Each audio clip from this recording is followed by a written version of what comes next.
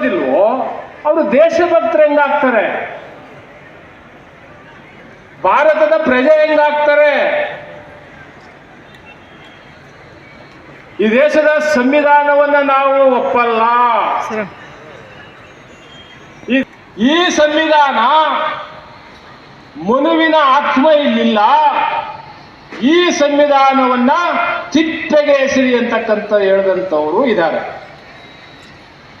ಈ ಸಂವಿಧಾನ ಯಾವುದೇ ಕಾರಣಕ್ಕೂ ಜಾರಿ ಆಗಬಾರ್ದು ಅಂತೇಳಿ ಅವತ್ತೇ ನವೆಂಬರ್ 26ನೇ ತಾರೀಕು ಏನು 1949 ಅಂಗೀಕಾರ ಅವತ್ತೇನಾಯಿತು, ಅವತ್ತೇ ಆರ್ಗನೈಸ್ ಪತ್ರಿಕೆ ಒಳಗಡೆ ಬಹಳ ದೊಡ್ಡದಾಗಿ ಬರೆದು ಈ ಸಂವಿಧಾನ ಬಿಲ್ಕುಲ್ ನಾವು ಒಪ್ಪಲ್ಲ.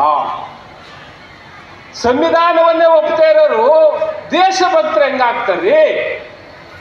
ನಾವು ದೇಶಭಕ್ತದ ಅಖಂಡತೆ ಎಲ್ಲಿದೆ? ದೇಶದ ಬಗ್ಗೆ ಮಾತನಾಡುವ ಯಾವ ನೈತಿಕತೆ ಇದೆ ಅಂತವರು ದೇಶದ ಬಗ್ಗೆ ಮಾತಾಡೋ ಯೋಗ್ಯತೆ ಏನಿದೆ? ದೇಶದ ಬಗ್ಗೆ ಏನ್ರಿ ಮಾತಾಡ್ಲಿಕ್ಕೆ ಯೋಗ್ಯತೆ ಇದೆ?